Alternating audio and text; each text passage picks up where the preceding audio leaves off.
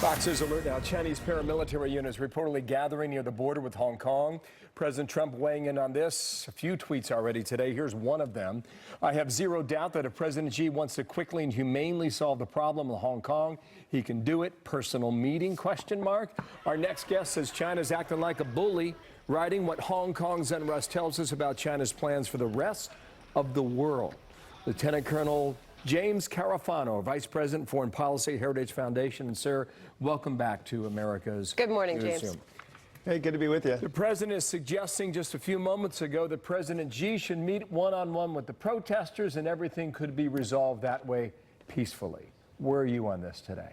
Well, you know, I think there's a subtle but really important message in there, which is the United States is basically saying, we're going to hold you accountable to reconcile this thing, and if you go over the top, if there's a military intervention, and if you violate people's human rights, that's going to be trouble for the relationships. I think the president's message was actually pretty clear to the way the Chinese will understand what he's getting at. What do the protests we're seeing tell us about mainland China?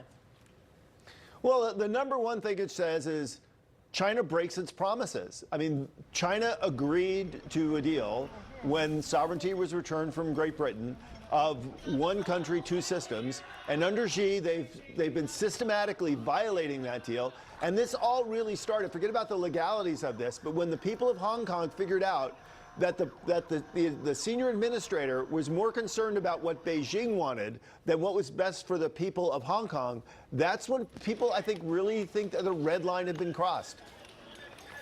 James, we're just looking at a lot of the analysis, and I don't know what the protesters get out of this. Dan Henninger's writing about it today in the Wall Street Journal. Right.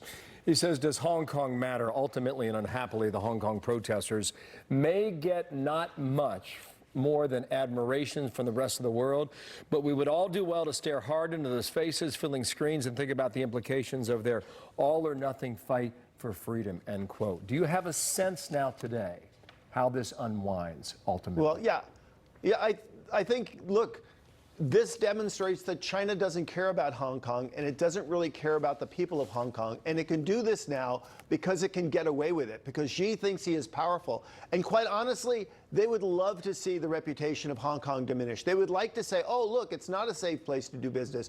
Go do business in Guangzhou or Shanghai, places on the mainland that we control. This shows that China doesn't care about its people, because at the end of the day, the people of Hong Kong are citizens of China. They are part of China.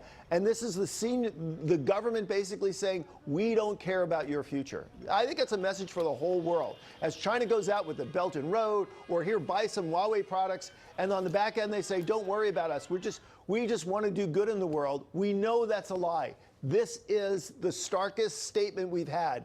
They lie to the entire world, they break their promises, and they are not a force for good. Finally, how would you like to see the United States respond? Well, I think the U.S. has very limited capacity to influence what's actually going on in Hong Kong, other than to tell the officials that you will be held accountable if there are human rights violations, if there is a military crackdown. The world will note, and the United States will lead the way. I think that's the right message. James Carafano, thank you. Stay close, and when there are developments, we'll bring you back, okay? Great to get your insight today. Thank you, James.